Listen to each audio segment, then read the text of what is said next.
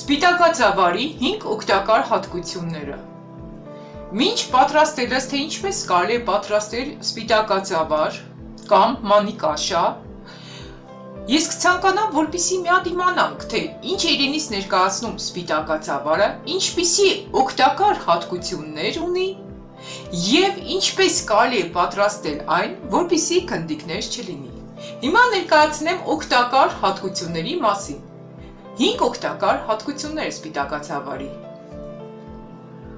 Սպիտակածավարի շիլան յուրաքանչյուրիս մանկության անմոռանալի համերից է։ Առաջինը օգտակար հատկություններից։ Սպիտակածավարը ոչ մեծ քանակությամբ սպիտակուց է պարունակում։ Ուստի հարմար է բոլոր մարդկանց համար, առանց բացառության։ Մաքրում է աղիները, հանելով շլակներն ու պատերին մնացած ավելորդ ճարպը։ Երրորդ, օգտակար է ոսկորների ամրացման, մկանային զանգվածի աճի համար։ Չորրորդ, պարունակում է հսկայական քանակությամբ կալիում, ինչը նպաստում է սրտի հրաշալի աշխատանքին։ Հինգերորդ, պարունակում է վիտամին B, որը դրական է ազդում նյարդային համակարգի աշխատանքի վրա։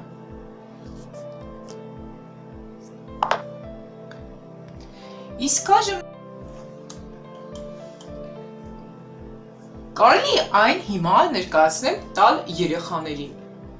Ինչպես են վերաբերվում շատ ծնողներ այս հարցին։ Մայրիկներից մի մասը շատ օգտակար է այն համարում, մյուս մասը շատ վնասակար։ Շատերը պնդում են, որ սպիտակածավարը կալցիում է հանում օրգանիզմից, այդ իսկ պատճառով չի կարելի տալ բալիկներին։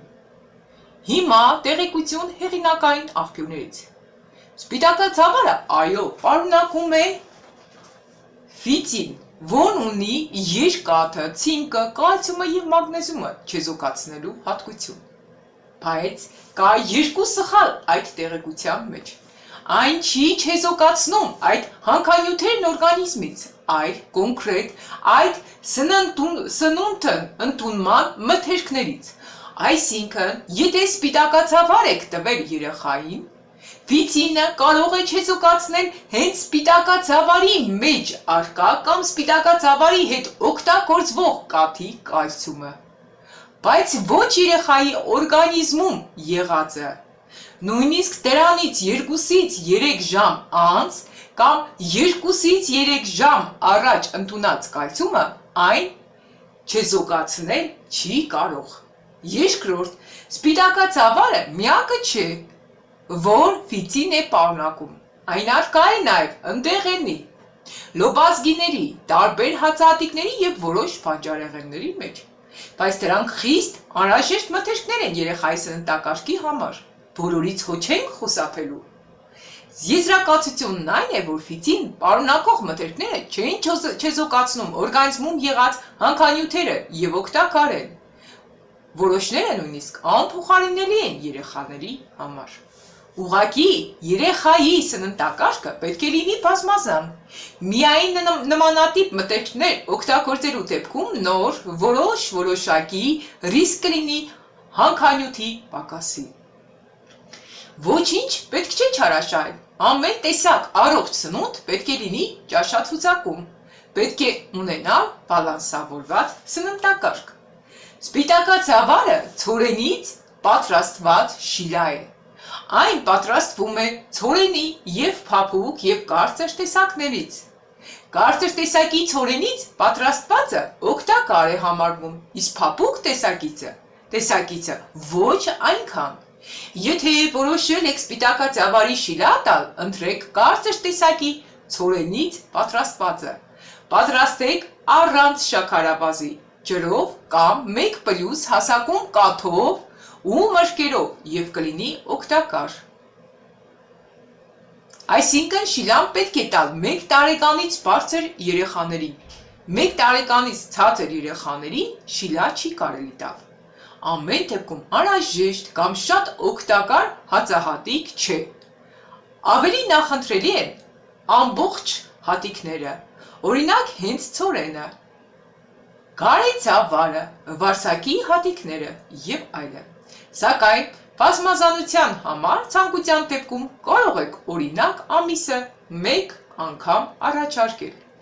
Այս կարծիքը պատրաստել էր Իննա Խաչիկյանը, ուրեմն մյուսը ուրիշ կարծիք էի վերցրել, այնպես որ կարծիքները բազմազան են, ամեն մեկը հնչեցնում է իր կարծիքը։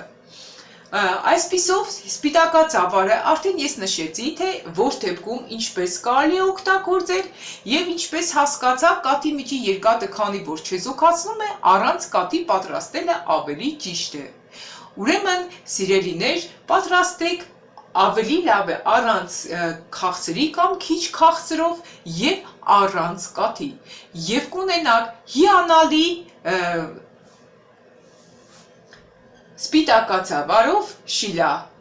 կամ մանի կաշա։ Այսքանը սիրելիներ, իսկ այժմ հիմա կցանկանամ ձեզ ներկայացնել, թե ինչպես կարելի է պատրաստել մանի կաշան շատ արագ։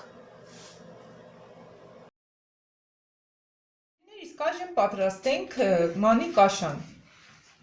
Ճիշտ տարբերակը որն է, ինչպես պատրաստենք այն։ Ուրեմն վերցնում ենք սկզբից 300 գրամ ջուրը, դնում ենք, որպեսզի այն եռա գազօջախի վրա։ Ինչի համար կաթով չենք անում, որովհետև մանի կաշան ինքը չեզոքացնում է կաթի երկաթը։ Դրա համար էլ մենք անում ենք ջրով։ Ուրեմն հիմա կդնենք գազօջախին ջուրը, որպեսզի եռա։ Ուրեմն ջուրը դրել ենք գազօջախին, որպեսզի եռա, հիմա ափսեի մեջ կլցնենք մեկ չափաբաժնի համար 2 ճաշի կդալ մանի կաշա, այսինքն 300 գրամ ջրին ավելացնում ենք 2 ճաշի կդալ մանի կաշա։ Պեսոկը ավելացնում ենք ըստ ցանկության, բայց ինչքան քիչ, այնքան լավ։ Ինչպես նաև սրան ավելացնում ենք 1 պտղուց աղ։ Եվ այս ամենը իրար հետ այսպես խառնում ենք եւ սպասում ենք մինչեւ ջուրը եռա։ Հիմա փորձում եմ ձեզ ներկայացնել ինչպես ճիշտ տարբերակով պատրաստել, որին ես ինքս հենց նոր եմ ծանոթացել։ Եթե դուք բժիշկ եք եւ ավելի լավ գիտեք սրա մասին, կարող եք ձեր տարբերակով անել։ Ես պարզապես կիսվում եմ այն տարբերակներով, որոնցով ծանոթացա քիչ առաջ եւ պարտադիր ցանկացա կիսվել ձեզ հետ։ Այսպես խառնելուց հետո հիմա ջուրը եռալուց հետո կլցնենք մեջը եւ կխառնենք, որպեսզի ընդհանրապես ոչ մի տեսակի գնդիկներ չառաջանա։ Եվ ասեմ, ավելի օգտակար է, որ մանի կաշան ուտեք հենց իրենով, ոչ թե ավելացնեք ձեթ, կարապ կամ եւ այլն։ Հիմա արդեն ինչպես տեսնում եք, մեզ մոտ արդեն ջուրը եռած։ Հիմա մանի կաշան քիչ-քիչ լցնենք եւ խառնենք կաթսայի մեջ, այսպես քիչ-քիչ, որպեսզի գնդիկներ չառաջանա։ Այսպես գդալ առ գդալ կլցնեմ ու կխառնեմ։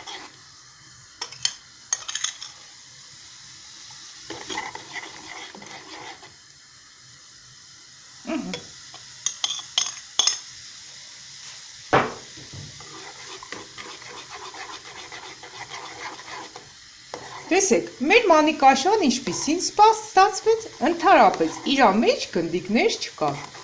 Հիմա մի հատ կեռա եւ արդեն մեր մանի կաշան պատրաստ է եւ կարող ենք մատուցել այն։